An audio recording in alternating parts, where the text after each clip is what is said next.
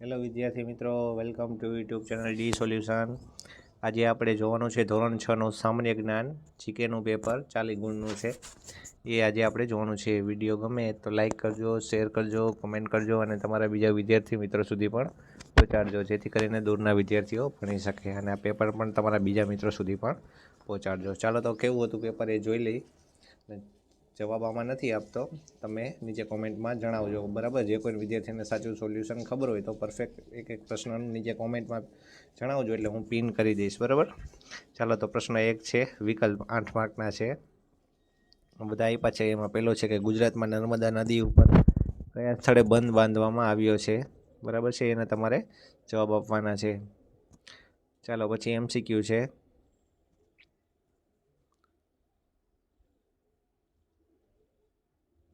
ચાલો MCQ પૂરા થાય છે. પછી પ્રશ્ન 2A છે, બોક્સમાંથી યોગ્ય શબ્દ પસંદ કરી નીચે આપેલા પ્રશ્નોના ઉત્તર લખો. ચાલો બોક્સમાં આપ્યા છે, એનો જવાબ શેમાં આવશે એ તમારે લખવાનું છે. 3 માર્ક છે એના. પછી બમાં 1-2 શબ્દમાં લખો, એ પૂછ્યા છે. પછી પ્રશ્ન નંબર 3માં ખરા ખોટા છે, 2 પૂછ્યા છે, 2 માર્કના છે.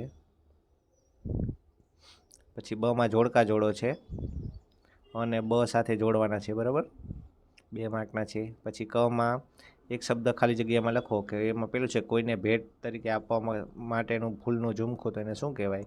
બરાબર છે, તો એને કહેવાય ગુલદસ્તો. બરાબર. પછી બીજું છે પોતાના હાથે જ લખાયેલી પોતાની જીવનકથા, તો એને કહેવાય આત્મકથા. પછી ડમાં છે, નીચે આપેલા દરેક વાક્યના ખોટા શબ્દ ઉપર છેકો મારીને સાચો શબ્દ બનાવો. તો એમાં પેલું છે કે ચંદ્ર પરથી આકાશ વાદળી અથવા કાળું દેખાય છે, તો ખોટો શબ્દ કયું દેખાય છે, તો એ તમારે એના ઉપર ચેકો મારી દેવાનો છે.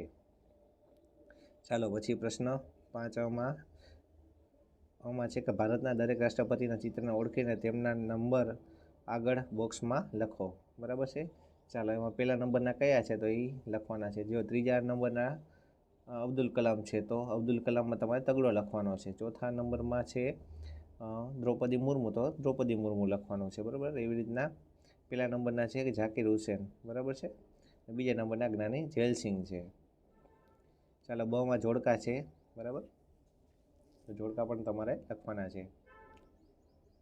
પછી કમાં બોક્સમાંથી યોગ્ય શબ્દ પસંદ કરી મને કે મારું નામ લખો. 2 માર્કના પૂછ્યા છે, એ લખવાના છે. પછી ડમાં ખાલી જગ્યા પૂરો 2 માર્કની પૂછી છે. પછી પ્રશ્ન 5માં કૌંસમાંથી તમારે ખાલી જગ્યા પૂરવાની છે કે ખાલી જગ્યાની રસી મોં વડે લેવાની હોય છે. બરાબર, ચાલો ખાલી જગ્યા આપી દીધેલી છે. પછી પ્રશ્ન બમાં કઈ જુદી આકૃતિ 4 આકૃતિમાંથી જુદી પડે છે એ તમારે લખવાની છે, ABCD પહેલામાંથી. બરાબર છે, તો જો પેલામાં બધામાં અંદરનો ભાગ રહ્યો આમ બહારની બાજુ છે, ને ખાલી Cમાં જો એક ચોરસ છે જેમાં અંદરની બાજુ એક ખૂણા આપેલા છે, એટલે અલગ C પડે છે. બરાબર, ચાલો પછી બીજામાં જો કયું અલગ પડે છે, તો જો બધા સાથિયા છે એમાં બીનું જો અલગ છે, ઊંધો આપ્યો છે બીમાં, તો બીજામાં બી આવશે. પછી કમાં શબ્દ સમૂહ છે.